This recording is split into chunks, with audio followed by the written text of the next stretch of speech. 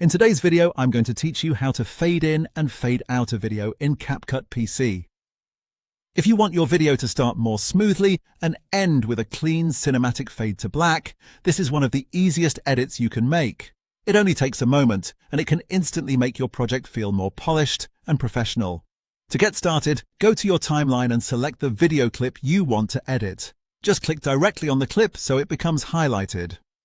Once it's selected, CapCut will open the editing controls on the right-hand side of the screen. This is important because the fade settings only appear when the clip is actively selected.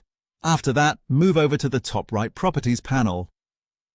Under the Video section, open Basic, then scroll down until you find the Fade In and Fade Out controls.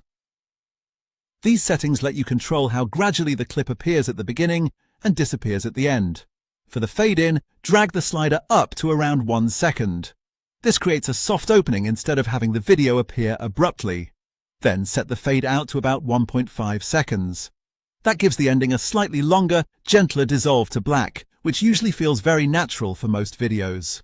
Of course, the exact timing can depend on the pacing of your edit, but those are great starting points if you want a smooth and balanced result. There's also another quick way to adjust fades directly on the timeline, which can be very convenient while editing. Hover over the top corners of your video clip until you see the small triangular fade handles. These appear right on the clip itself. Click and drag the handle inward from the beginning of the clip to adjust the fade in, or drag inward from the end of the clip to adjust the fade out. This method is especially useful if you want to make quick visual adjustments without going back to the Properties panel. As you make changes, it's a good idea to preview the clip and see how the transition feels in context. A fade that's too short can feel abrupt, while one that's too long may slow down the pacing. So if needed, make small adjustments until it looks right for your specific video, and that's it. Once your fade in and fade out are set, your video will have a smoother opening and a cleaner ending, all inside CapCut PC.